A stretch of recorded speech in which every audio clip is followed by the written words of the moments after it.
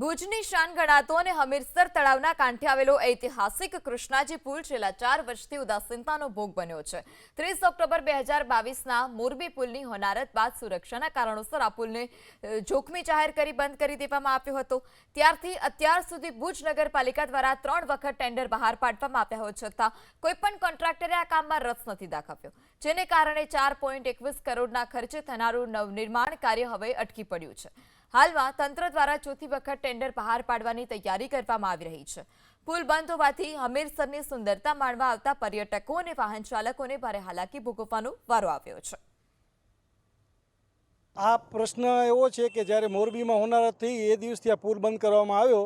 આ રાજાશાહી વખતનો પુલ છે અને એને બહારની ટીમ પણ આવી અને એ સર્વે કરી ગઈ, પણ એનો કાંઈ રિઝલ્ટ ના આવ્યો। ટેન્ડરો ખાલી પેપરમાં આવી કે ટેન્ડરો ભરાય છે, ખુલે છે, કોઈ ભરતા નથી। એટલે આ એવું લાગે છે કે આ ઈગો કે રાજકારણે પ્રશ્ન છે। મને લાગે બજેટમાં પાસ થઈ ગયું છે, તો હવે ટેન્ડરિંગની પ્રક્રિયા કરીને અમલવારી કરવામાં ક્યાં પ્રશ્ન છે એ સમજણ બહારની વસ્તુ છે। કદાચ બજેટ જે પાસ ઓછું હોય તો એટલું મોટું પણ બજેટ નહીં થાય કદાચ કે જેના કારણે આ કામ ન થઈ શકે। અને હમીરસર લેકની આ જગ્યા છે, મારી માન્યતા પ્રમાણે જ્યારે હમીરસર છલકાય છે ને ત્યારે રજા પડે છે।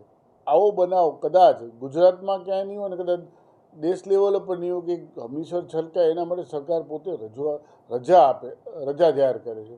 ત્યારે એ હમીરસરની અને હમીરસરના આ પુલને તાત્કાલિક હાલની નગરપાલિકા કરે એવી અપેક્ષા રાખીએ છીએ। 4 કરોડનો આ પ્રોજેક્ટ છે કૃષ્ણાજી પુલ, પરંતુ જ્યારે તમે વાત કરો મોરબીના ઘટના બાદ બધા જ ક્રાઇટેરિયા પુલ માટેના ઘણા સ્ટ્રિક્ટ કરી દેવામાં આવ્યા છે અને જે લોકલ કોન્ટ્રાક્ટર્સ અથવા તો લોકલ પાર્ટીઝ હોય છે એમની પાસે પૂરતા લાયસન્સ અથવા તો પ્રાયર એક્સપિરિયન્સ હોતો નથી, જે કારણે લોકલ પાર્ટીઝ આમાં ભાગ લઈ શકતી નથી અને જે બહારથી આવે છે એમના માટે આ પ્રોજેક્ટની ફિઝિબિલિટી હોતી નથી, માટે આમાં ઘણો રસહીનતા દેખાય છે।